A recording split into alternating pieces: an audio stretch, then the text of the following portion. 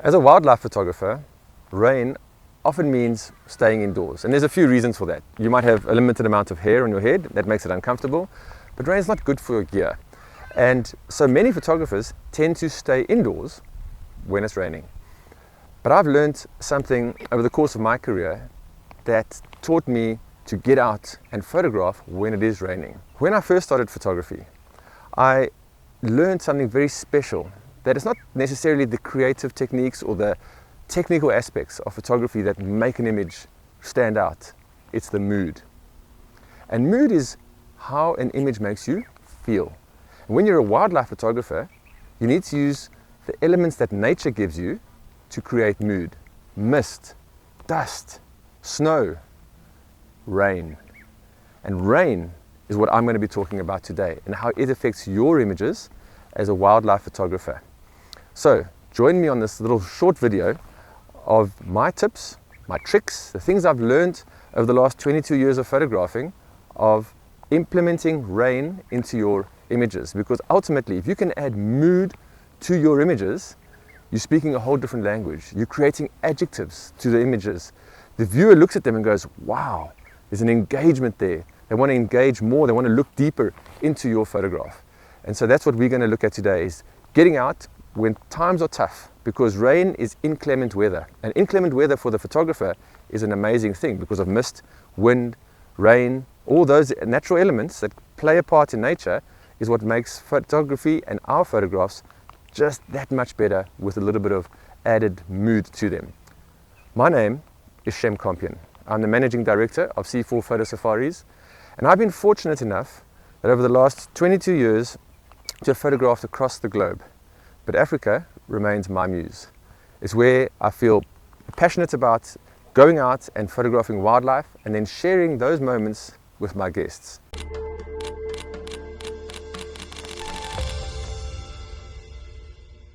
One very important aspect of photographing in the rain is that animals exhibit behavior that they don't normally do when it's dry.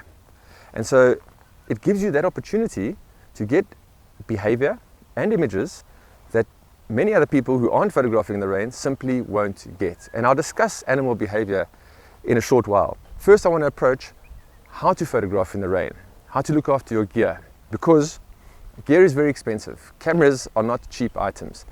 And going out in the rain does put a bit of pressure on them. High-end cameras do have some water resistance, but we don't want to dunk them in heavy drenches of rain. So here are a few tips of just looking after your gear and being practical about how you photograph when out in the rain.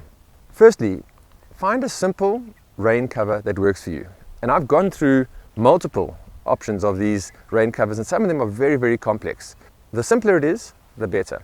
And the reason I say that is that the simplest I've ever had is using insulation tape, which I attach a clear plastic bag, a clear bag, because you want to be able to see through the bag your settings on the camera, and that just creates a funnel right over your camera and your lens.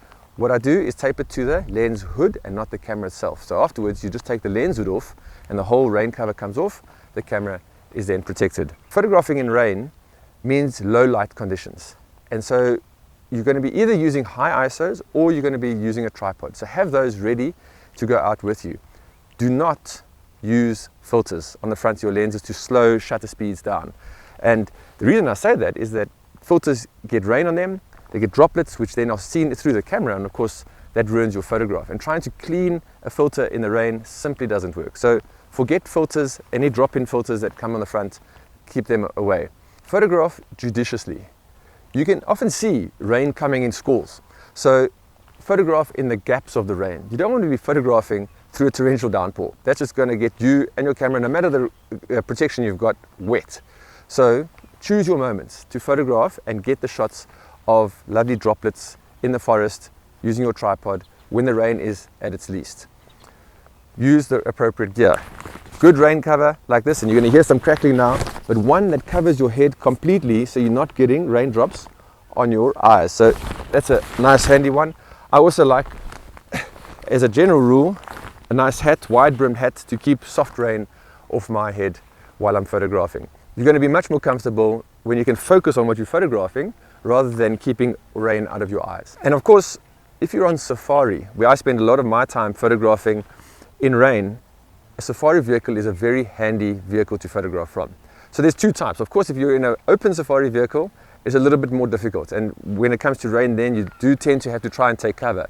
But in East Africa and many other parts of Africa, you have these closed roof safari vehicles, and they provide perfect vehicles for photographing in rain.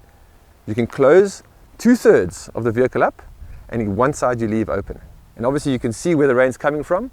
You park your vehicle, face it to the subject that you've got, and you can photograph out the one side with the rain hitting the far side of your vehicle. You remain nice and dry, your gear remains relatively dry, and you can get some good shots. Closed safari vehicles, as in a normal sedan or a SUV, also excellent for photographing rain for the simple reason you can do exactly the same as what I've just described. So now onto physically photographing subjects in the rain. If you're in a forest, the methodology is a tripod and finding subjects as you walk through a forest. And rain in a forest combined to make excellent backdrops and color. You've got soft diffused light, you've got raindrops, and you've got lovely saturated colors. So those three are an excellent recipe when you're photographing ferns, mosses, other plant material in a forest with lovely drops all over them. Succulents have excellent rendition when it comes to photographing in the rain. Then it comes to photographing wildlife, animals in the rain. Now there's a few points, and this is where I really get excited because there's so much that can happen in rainy conditions. The first is animal behavior. Cats especially, when the rain stops, exhibit behavior. They start licking their paws. They love being clean, so they have to wash themselves. They start licking their paws, they start grooming themselves, and then a special moment of magic happens where they shake their heads. And if you're a male lion, you've got a large mane, that water goes flying in all different directions. And that is a special moment of magic that dry time photography just doesn't occur. But after the rain, a perfect moment to capture them. Also, cats don't like rain, so when they are physically walking out in the rain, they scrunch their eyes, they pull faces, they make very endearing photographs. And so you can capture those if you are with those cats at that moment during the rainy time. Of course, when you are waiting with these animals in the rain, you have to be patient. And that is the key to a good wildlife photographer, is being able to sit and wait the rain out for the storm to pass, and then capture those moments as these cats start grooming, shaking their heads, or walking through the rain. But you know, after the rain, very often there's a rainbow. And that's another magical part about photographing through rainy times, especially in Africa when storms pass through very swiftly, and you get clear skies to the west afterwards, and you start getting rainbows. And I've collected a number of rainbow photographs over my career just by sitting through a storm and waiting for the storm to pass. We're very fortunate in Africa that rainstorms tend to move through quite rapidly. Then even more magic can happen, because sometimes the golden light comes out, and then it's pure serendipity, where you have what we call the monkey's wedding, rain and sunlight at the same time. And you'll see in these images, the whole place transforms into a magic of golden light, rain, which creates so much drama, so much mood to the photographs that your images transcend to another level. From a technical point of view, this is probably the most important aspect to photographing rain correctly. Use a long lens to compress the raindrops through the viewfinder. If you go wide, you won't see the raindrops. And secondly, photograph them backlit. Now, when it's raining, you might not think there's any backlighting because there's overcast conditions, but know where the sun is and point your lens towards where the sun is, and you're going to get some backlit conditions. So when the raindrops are falling, you're going to physically see them in your photograph. It's a very important tip. If you can get a dark background to your subject, that's even better, because then the raindrops are highlighted against that dark background and they stand out even more. This is probably the most important technical tip for getting the rain to actually physically stand out in your photographs. In other scenarios, if you photograph them with a white backdrop or with the light, you physically won't even see those raindrops themselves. Cast your eyes wider, because sometimes rain becomes the narrative in the story, and you can zoom out and capture very different photographs where rain is telling the whole story about what is going on in your image. And it transcends again photographing physically the raindrops, but now the narrative itself. An added benefit to rain is that it's often in the green season. And green season means green backdrops to your photographs, which is a great backdrop for almost any type of wildlife. And in the green season, just a beautiful taika. Remember, there's one more aspect here for the Northern Hemisphere photographers, is that precipitation is also snow. So snow and rain are pretty much the same thing. One is just frozen, but it allows you such creative aspects with your photography. You can slow the shutter speed down, you can increase the shutter speed to freeze the drops, or when you have it slow, you have streaks going through your images. And so those two options provide you with such amazing amounts of creative appeal. And lastly, when you're photographing rain, this is again a very important aspect, is that you have the choice to choose what shutter speed you like. Look at these photographs. In some of them, the raindrops are frozen, and others they are streaking. And that's simply a change of shutter speed, where one I'm using 1,250th of a second, and in others I'm going right down to 1/60th of a second.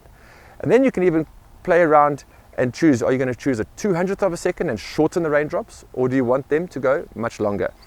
And rain and subjects provides this opportunity for you to just experiment. And that's what we as wildlife photographers really want to do. We want to experiment in order to create strong, compelling photographs. So I hope this has shown you that there's so much to photograph when it's out raining. Don't pack your cameras away. Rather, look for the opportunities.